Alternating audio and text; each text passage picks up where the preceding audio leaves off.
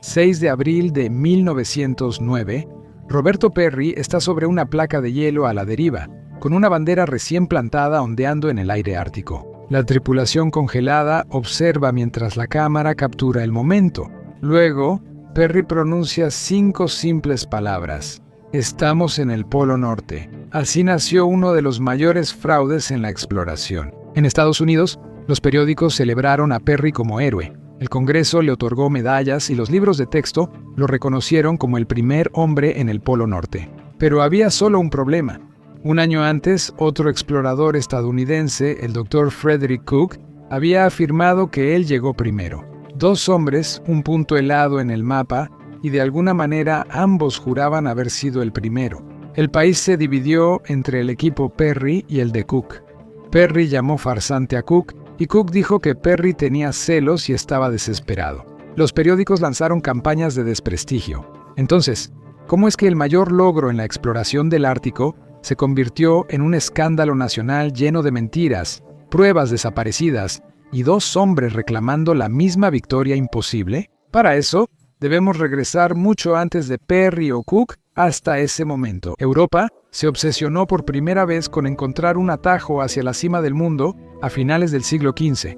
Los europeos tenían un problema. Por fin rodearon el Cabo de Buena Esperanza rumbo a la India y el lejano Oriente. La buena noticia era que ya no pagaban a los intermediarios de la ruta de la seda, que cobraban como si fueran una tienda de apps medieval. La mala noticia era que la ruta tomaba una eternidad, de 1 a 2 años esquivando tormentas, rezando para que tu barco no se partiera en 2 de repente y lidiando con los vientos del hemisferio sur que se desayunaban a los marineros. La ruta del Cabo fue un logro, pero también un momento de pensar, debe haber una opción menos mortal, ¿no? La lógica era simple. La Tierra es redonda, así que la parte de arriba es más corta. Y tenían razón, matemáticamente. El problema era que el lejano norte era solo una gran pared de hielo. Nadie navegaba por ahí. Cuando un lugar solo es un rumor, los humanos hacen lo que mejor saben, chismear. La gente juraba que, más allá del hielo, en el Polo Norte, existía un paraíso ártico, un mar abierto y tranquilo, deseando exploradores que disfrutaran las bienvenidas congeladas. La idea se remonta a 1531. El comerciante inglés Roberto Zorn le suplicó a Enrique VIII que enviara un barco hacia el norte. Enrique, desafortunadamente, estaba demasiado ocupado abandonando matrimonios y religiones por enojo como para preocuparse por exploraciones geográficas. Luego, Henry Hudson y William Barents buscaron ese mítico polo sin hielo. Fracasaron de forma espectacular. Pero al menos un río y un mar llevan sus nombres. La gente soñaba con contenido exclusivo de lo que había más allá del paralelo 80. El hielo marino se formaba solo junto a la Tierra, ya que en verano, al no haber noche, el hielo se derretía. Los rusos hallaron agua abierta al norte de Svalbard, por lo que pensaron que todo estaba abierto. Además, algunos animales migraban cerca del polo. El vecindario debía ser encantador, como los supuestos resorts de playa ártica que todos imaginaban. Para el siglo XIX, la gente ya estaba inquieta. Una zona del mapa seguía en blanco y no podían escribir «Aquí hay dragones» de nuevo. En 1819, mientras barcos británicos acosaban los océanos, Sir John Franklin quiso completar lo que Henry Hudson inició. Lanzó la expedición Coppermine para hallar el paso del noroeste, pero el plan fracasó de inmediato. Comenzar por tierra desde la bahía de Hudson, llegar al Gran Lago del Esclavo y subir por el río Coppermine hasta el Océano Ártico, luego trazar la desconocida costa norte de Canadá. Esperaban ayuda de la Compañía de la Bahía de Hudson, la del noroeste y guías indígenas. Pero la realidad fue muy distinta. 1819 fue brutalmente frío y tardaron casi un año en llegar al lago. Las 2 compañías discutían, pura energía de papás peleando en la cena de Navidad, y Franklin recibió menos ayuda de la prometida. En el invierno de 1820-1821, la expedición quedó atrapada en el río Coppermine, en un sitio llamado Fuerte Empresa. La moral cayó tanto que 2 miembros, Jorge Back y Roberto Hood, casi se batieron en duelo con pistolas por la hija de uno de los cazadores Yellowknife con los que pasaban el invierno. Hasta ahora, nada de paraíso ártico, solo frío, miseria y duelos por damas. En junio, el clima mejoró, avanzaron al norte, llegaron al mar y los guías Yellowknife regresaron. La tripulación de Franklin siguió en 3 canoas. Sorprendentemente, lograron avanzar 500 millas en territorio totalmente inexplorado y luego todo se salió de control. El mar embravecido los golpeó, el invierno empezó a regresar y el equipo tuvo que retirarse de la manera más difícil a través de las tierras áridas, lo cual es básicamente tal como suena. Incluso envueltos en mantas, la brisa los atravesaba como si hubieran insultado personalmente al viento. La comida era lo que pudieran encontrar. La sopa de huesos de cadáveres medio devorados era un buen día. En los malos, raspaban líquenes de las rocas. Los hongos traen un plan de desintoxicación garantizado, pero las tierras áridas no tenían baños. Y cuando se acabaron los hongos, el equipo mejoró el menú con sus botas de repuesto, hervidas ligeramente. ¿Una comida digna de una estrella Michelin? Si los inspectores Michelin estuvieran muertos. El grupo principal volvió tambaleante al fuerte Empresa el 12 de octubre, dije grupo principal. Había rezagados y algunos de ellos fueron engañados para comer carne de lobo, y eso lo digo entre comillas muy grandes. Al llegar al fuerte Enterprise, hallaron al equipo aún hambriento. La pesadilla no terminó hasta julio de 1822 cuando los sobrevivientes llegaron a la sede de la compañía de la bahía de Hudson. La expedición fracasó. Recorrieron 8.800 kilómetros, cartografiaron 800 kilómetros de costa, murió la mitad de la tripulación, desarrollaron deseo por carne humana y el paso del noroeste seguía sin existir. Recuerda eso cuando tengas un mal día laboral. Aún así, John Franklin fue recompensado. Lo eligieron para la Royal Society y celebraron su valentía. Mientras tanto, otros señalaron lo obvio. Su último viaje fue la cereza del pastel de la catástrofe. Y aún así, Franklin seguía regresando al Ártico. 2 barcos, el HMS Erebus y el HMS Terror, salieron de Greenhithe, Kent, el 19 de mayo de 1845. Esta vez Franklin presumió lo preparados que estaban. Nada como el desastre del río Coppermine. Afirmó que tenían 8.000 latas de comida para 3 años. Los barcos se vieron por última vez el 29 de julio. Luego, silencio. El Ártico apagó la aventura. Tuvieron que pasar hasta 1859 para que aparecieran las primeras pistas. Y por supuesto, eran sombrías. Siempre lo son. Franklin murió el 11 de junio de 1847. El misterio duró más de siglo y medio. Los restos del Erebus se hallaron en 2014 cerca del Golfo de la Reina Maud. El Terror fue hallado en 2016 al sur de la isla del Rey Guillermo. Nadie sabe qué ocurrió, pero el viaje fatal empezó probablemente en la bahía Disco, Groenlandia, que parecía alegre pero engañosa, y terminó en el norte congelado de Canadá. ¡Qué cambio de ambiente! Si disfrutas estas exploraciones de mapas, suscríbete para que mi motivación no se derrita más que los hielos polares. En 1852, el cartógrafo alemán August Petermann publicó un mapa que Franklin hubiera matado por tener en su trágico viaje. Ya sabes, solo algo para mirar cuando la moral caía más rápido que el peso corporal de la tripulación. En el mapa, el Polo Norte y el Mar Polar abierto. Petermann pensaba que una corriente cálida iba de Japón al Ártico y mantenía el océano sin hielo. ¿Qué hicieron los exploradores? Aumentaron sus delirios y entonces entró al juego el explorador estadounidense Elisha Kent Kane. Navegó hasta el noroeste de Groenlandia buscando la expedición desaparecida y no los encontró. Lo que sí encontró fueron 2 años completos atrapado bajo el hielo, pero Kane y su equipo sobrevivieron. Llegó más al norte que cualquier persona antes que él, y lo que vio en realidad parecía apoyar la teoría de Petermann. El canal estaba sin hielo y abierto, por lo que cuando Kane y su tripulación volvieron sanos y salvos, la gente se sorprendió. Entonces se dieron cuenta de que el sueño de un océano polar sin hielo ya no parecía una fantasía, sino algo posible.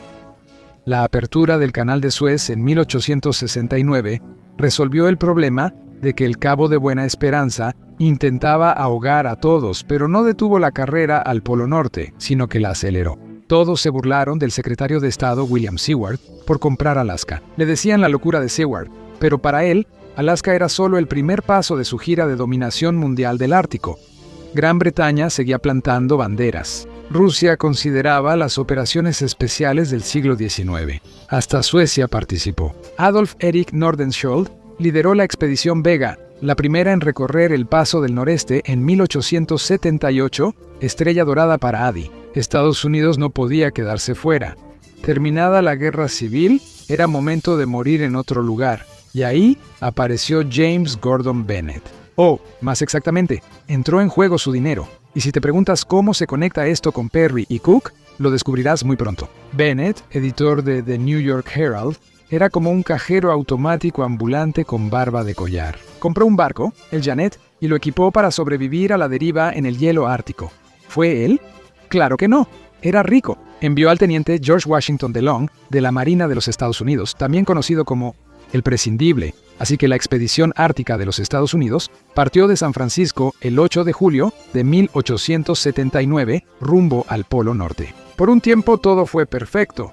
El barco cruzó las Aleutianas, llegó a Siberia y siguió al norte el 31 de agosto. El 5 de septiembre, el Jeannette quedó atrapado en el hielo hasta el 11 de junio de 1881.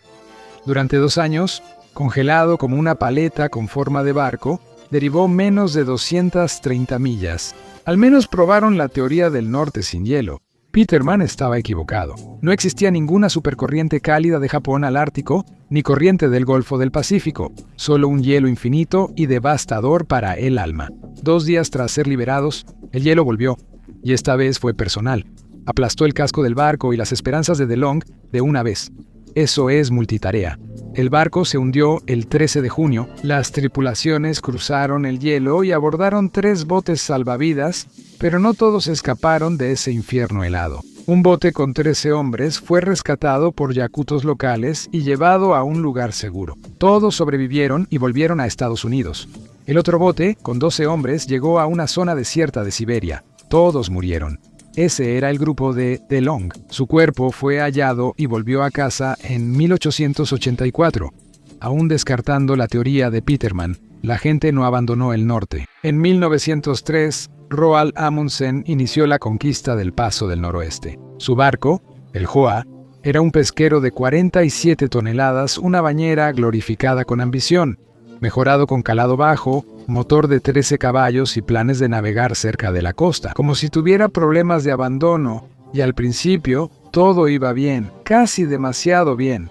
Y luego Amundsen pasó 2 años atrapado en la isla del Rey Guillermo, clásico ártico. Una vez más, los MVPs fueron los Inuit Netzelik, quienes le enseñaron lo que los europeos no podían. Usa pieles de animales, no lana. La lana se vuelve una manta fría y mojada de arrepentimiento. Usa muchos perros de trineo. Esto es el Ártico, no un paseo dominical. Cuando finalmente las cosas se descongelaron, Amundsen siguió adelante y llegó a Nome, en la costa pacífica de Alaska. Lo logró. El sueño de siglos se desbloqueó por determinación y puro delirio. ¿Revolucionó el comercio? Para nada. Su barco está en un museo, pero las habilidades de supervivencia inuit le salvaron la vida en la Antártida. Demostró lo que todos querían, que sí se podía hacer. 2 personas importantes lo notaron. Una de ellas, Roberto Perry, ingresó a la Marina de los Estados Unidos en 1881 como ingeniero civil y fue jefe topógrafo de un canal propuesto en Nicaragua en 1885. A Perry los trópicos le aburrían. Prefería el frío, lo cual era una clara señal de su locura. Al año siguiente fue a Quequertar-Suaq, antes llamada Godhavn. En junio de 1886 fue por primera vez a Groenlandia con el objetivo, maravillosamente estúpido, de cruzarla en trineo de perros. La Marina autorizó su viaje. Su madre le dio $500 para los suministros. Era un hijo de papi. Perry quería ir solo, pero el funcionario danés Christian Migard tradujo amablemente: «Morirás de inmediato». Así que fue con Perry. Se regresaron por falta de comida, pero Perry no se rindió. Volvió en 1891 mejor preparado. Imagina un entrenamiento al estilo Rocky. Incluso llevó a Josephine para evitar la típica tradición de duelos por mujeres en el Ártico. Buscaba saber si Groenlandia era una sola masa terrestre hasta el Polo Norte. Perry casi cancela el primer día cuando su pierna perdió ante el timón. Le dijo a Josephine: «No te asustes, querida, me lastimé la pierna, es decir, se rompió de la rodilla al tobillo». Cuando sanó, el equipo cruzó lo que hoy llaman Tierra de Perry, el 3 de mayo de 1892. Perry y su equipo llegaron al fiordo de la Independencia y fueron los primeros en cruzar Groenlandia. La recompensa: $1 millón. No, descubrió que Groenlandia era solo una isla, pero todos sobrevivieron, incluido el cirujano Frederick Albert Cook. Frederick Cook nació en Hortonville, Nueva York, en 1865. Se graduó de la Universidad de Nueva York y parecía un hombre destinado al éxito. Luego, la vida lo golpeó duramente. Su esposa Libby y su bebé murieron en el parto. Así que Cook actuó como Theodore Roosevelt ante la tragedia. Se lanzó directamente a la aventura. Se topó con la convocatoria de voluntarios de Perry en Groenlandia. Cook, inteligente y desesperado, sugirió que una expedición requería un médico. Luego afirmó que respondió al llamado de la Tierra del Norte. Perry, agradecido por lo de la pierna, elogió la calma de Cook bajo presión. Pero desde aquí todo empeoró rápidamente. En 1893, Perry planeaba otra expedición al Ártico, obsesionado con el hielo. Pero Cook no participó esta vez. Él quería publicar su estudio sobre los Inuit. Perry insistía en que su libro debía salir antes. Clásico: tu obra está bien, pero la mía es mejor. Perry se fue en 1898, pero las cosas ya se parecían incómodamente a la desafortunada expedición Franklin. Amigos y familiares estaban en pánico silencioso. Ya sabes, ese tipo donde nadie grita, pero los ojos de todos dicen que definitivamente va a morir. Así que Cook navegó hacia el norte, encontró a Perry de alguna manera con vida y lo atendió. Perry sufría de escorbuto, problemas cardíacos y parecía competir solo. Pero ahora Cook tenía metas alcanzables por sí mismo. ¿Por qué seguir a Perry si podía buscar sus delirios de grandeza? Viajó al sur, a la Antártida, y afirmó escalar primero el Monte McKinley en 1906. La clave es, él afirmó. La historia dice, nah. Ese año, Perry lanzó su sexta expedición al Ártico. En ese momento, creía que el universo lo había elegido para llegar al Polo Norte, sintiéndose como el mesías de la congelación. Pero su viejo doctor tenía otros planes. Cook huyó de Gloucester, Massachusetts, en julio de 1907, sin avisar a nadie y con destino desconocido. Máxima actitud de explorador misterioso. Para abril de 1908, apareció en Anuatok, el asentamiento más al norte de la Tierra, una pequeña base de caza a 700 millas del polo. No es una posición ideal, salvo que planees algo audaz, imprudente o ambas. Adivina qué hizo. En febrero, partió siguiendo una ruta trazada años antes por el explorador noruego Otto Sverdrup. Cook dijo que parecía prometedor, que para un explorador es «vamos a improvisar». El equipo recorrió 360 millas en 24 días, sobreviviendo con carne fresca y una estricta ración de alimentos preservados. Marzo pasó a abril y la miseria creció, dijo Cook. El viento hacía que respirar pareciera un delito. Al mediodía del 21 de abril usó un sextante, midió y dijo, lo suficientemente cerca había hallado el Polo Norte. Incluso tomó una foto de la bandera clavada en la cima de un iglú, el Airbnb más frío del mundo. Escribió una nota, la selló en un tubo de latón y la enterró en una grieta. Si no puedes dejar huellas, deja papeleo. El viaje al polo fue bastante fácil, pero el regreso fue una historia completamente diferente. Cook pensó que los vientos lo llevarían al este, pero la naturaleza dijo, ¡qué tierno!, y empujó el hielo 100 millas al oeste. Ya lejos de sus suministros y al final de la primavera, el hielo comenzó a romperse como tostadas. Por suerte, habían traído botes plegables, la primera decisión sensata en toda esta historia. Como el avance era tan lento, decidieron posponer la idea de regresar a casa. Llegaron a la isla Devon, se refugiaron en una cueva y cazaron con lanzas al quedarse sin balas. Pura energía de esta es mi vida ahora. El invierno en realidad les ayudó, el hielo regresó, el estrecho de Smith se congeló y caminaron de regreso a Inuatok. Allí, Cook se enteró de algo increíble. La gente no se sorprendió porque afirmara haber llegado al polo, se sorprendieron de que estuviera vivo. Y Perry, él había pasado por ahí el agosto anterior, rumbo al Polo Norte él mismo. Pero, ¿a quién le importa? Cook llegó primero, ¿no? El viaje de Perry fue totalmente diferente al de Cook. Mientras Cook iba como mochilero, Perry lo hacía como un circo. 50 hombres, 50 trineos y 246 perros formaban un desfile ártico. Avanzaban dejando suministros y ya habían fallado en 1906, pero Perry claramente tenía una relación muy flexible con la definición de locura. No tenía botes, así que esperó a que el hielo se solidificara lo suficiente como para poder caminar sobre él. Cuando finalmente sucedió, avanzaron 280 millas en un mes. Solo 6 hombres enfrentaron las últimas 134 millas. Perry, 4 Inuit y su asistente, Matthew Henson, el primer afroamericano en llegar tan al norte. El 6 de abril, Henson preguntó: «Ahora estamos en el polo, ¿no es así?». Perry respondió que no podía decirlo, muy inspirador de confianza. Según Henson, Perry sacó la bandera que su esposa cosió, la puso en un iglú y todos posaron como influencers del hielo. Al día siguiente, Perry usó un sextante sin anunciar el resultado, otra gran señal. Pero Henson afirmó que Perry enterró un trozo de la bandera y una nota en una lata bajo el hielo. Mientras tanto, Cook conoció al rey Federico Mayo de Dinamarca y se ofreció a enviar sus registros a la Universidad de Copenhague. Un problema: no los tenía.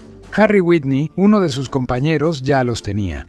Perry vio una oportunidad del tamaño de Groenlandia. Invitó al exhausto Whitney a subir a su barco solo si los registros de Cook quedaban fuera, así que Whitney hizo lo sensato. Los enterró en Groenlandia y subió al barco.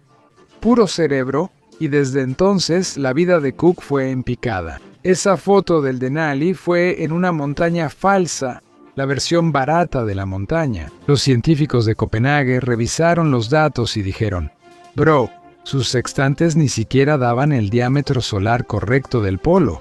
Eso es amateur». Luego, porque la humillación tiene secuela, Cook fue juzgado y encarcelado por fraude una década después. Así que poco confiable es el término académico. El término casual es absolutamente no. Eso significa que Perry ganó, ¿verdad? National Geographic dijo que sí. Así que él se llevó la corona. Fin de la historia, excepto que no. En los 70, la controversia estalló.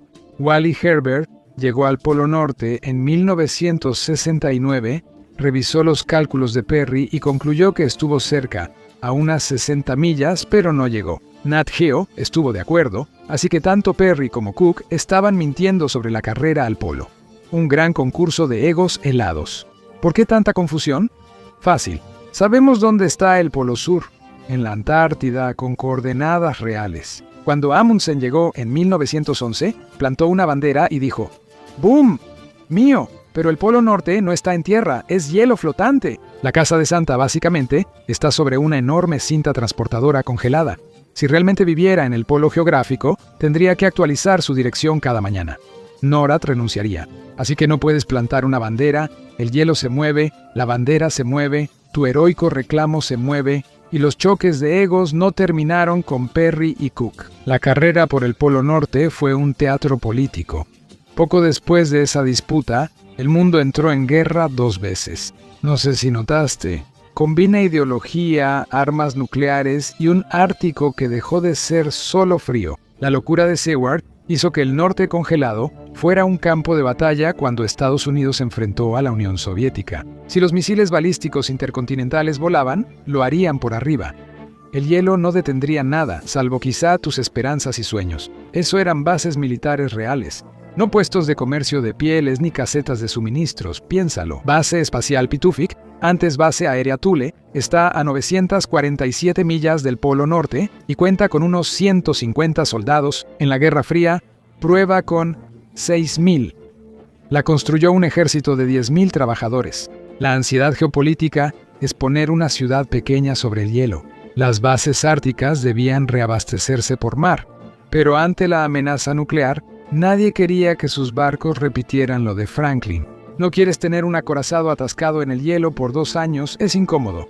Así que Estados Unidos y Rusia invirtieron en rompehielos. Los soviéticos ganaron esa carrera con el Lenin nuclear, lanzado en 1957. Hoy es un asilo para los alardes de la Guerra Fría. Estados Unidos tenía rompehielos diésel eléctricos, no muy intimidantes. Luego, los soviéticos lanzaron el Sputnik en 1957. Estados Unidos reaccionó como si pusieran un satélite en cada cochera. Q, el USS Nautilus, el primer submarino nuclear del mundo y el gran regreso tecnológico de Estados Unidos. Fue el contraataque de Eisenhower. un golpe simbólico de Estados Unidos también tiene aparatos. Lanzó la Operación Sunshine y envió un submarino nuclear bajo el Polo Norte, donde ningún barco había llegado antes. El Nautilus partió de Connecticut el 19 de agosto de 1957, 2 meses antes de Sputnik, para presumir la ingeniería estadounidense. El Ártico respondió con su calidez habitual.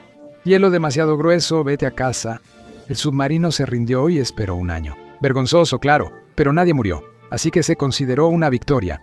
El 9 de junio de 1958 lo intentó de nuevo, esta vez desde Seattle. La tripulación atravesó el estrecho de Bering y adivina qué, incluso en pleno verano, el hielo del mar de Chukotka dijo: no, hoy no, nunca. El Nautilus se escabulló a Pearl Harbor para replantearse la vida y quizá tomar una larga ducha caliente. El comandante William Anderson conservaba algo de esa época. Era terco y algo desquiciado. No pensaba rendirse aunque el Ártico se pusiera en plan diva. El 23 de julio lo intentó otra vez. El 1 de agosto el submarino pasó bajo el mar de Barrow, donde el hielo era más grueso de lo previsto. El Ártico es alérgico a la cooperación. Luego el Nautilus tuvo fallas mecánicas. Claro que sí, pero el 3 de agosto llegó al Polo Norte. Fue la vuelta de la victoria más fría y más incómoda del mundo. Bajo el hielo, permaneció sumergido durante 4 días más, y luego salió a la superficie frente al noreste de Groenlandia, para comunicar por radio a Eisenhower el gran mensaje: Nautilus 90 Norte. Estados Unidos llegó a la cima desde abajo, pero la carrera hacia el Polo Norte no se detuvo, ni siquiera cerca. En 2007 pasó algo que parecía de 1527 si ese año hubiera tenido. Titanio y 2 minisubmarinos rusos, guiados por el ex héroe soviético y villano de James Bond, Arthur Chilingarov, descendieron 4.2 kilómetros bajo el Polo Norte y plantaron una bandera rusa de titanio. Resulta que en el siglo XXI todavía hacía falta un poco de cosplay de conquista de nuevas tierras. El ministro de Relaciones Exteriores de Canadá le dijo a Rusia que dejara de hacer cosplay de conquistadores. ¿Por qué tanto drama? Porque la carrera no había terminado. El hielo que se tragó a Franklin y parte del optimismo victoriano inglés se derrite rápido. En septiembre de 2024, el hielo marino del Ártico promedió 1.69 millones de millas cuadradas. El promedio de 1981 a 2010 era de 2.4 millones. La madre naturaleza le dio clic a descongelar. El deshielo abre nuevas rutas de navegación que pueden cambiar el comercio mundial. Imagina a China y Rusia eludiendo el canal de Suez y evitando los puntos críticos de la marina de Estados Unidos, como el estrecho de Malaca. Bajo ese hielo que se derrite hay petróleo, gas y tierras raras. Es el cofre del tesoro más inconveniente del mundo. Así que los 8 estados árticos empezaron a dar vueltas como niños, peleando por la última rebanada de pizza. ¿Quién es dueño de la isla Hans, Canadá o Dinamarca? ¿El dorsal de Lomonosov le pertenece a Dinamarca, Rusia o Canadá? Quien gane, perfora. Estados Unidos y Canadá ahora tienen bronca ártica y ambos reclaman el mar de Beaufort y el Paso del Noroeste. Canadá quiere limitar el tráfico de barcos para frenar el cambio climático. Estados Unidos no quiere eso. El Polo Norte inició como un sueño imposible, por el que muchos murieron, pero esa fantasía ahora empieza a volverse realidad. La próxima vez que oigas de una misión científica al Polo Norte, probablemente haya otro motivo oculto, al igual que los peligros que siempre se esconden bajo el hielo. Las banderas pueden ser diferentes, pero la carrera nunca se detuvo. Gracias por acompañarme hoy. Espero que hayas disfrutado el video. Si quieres ver más, suscríbete y activa las notificaciones, realmente ayuda. Gracias de nuevo y nos vemos la próxima vez en MAPAC.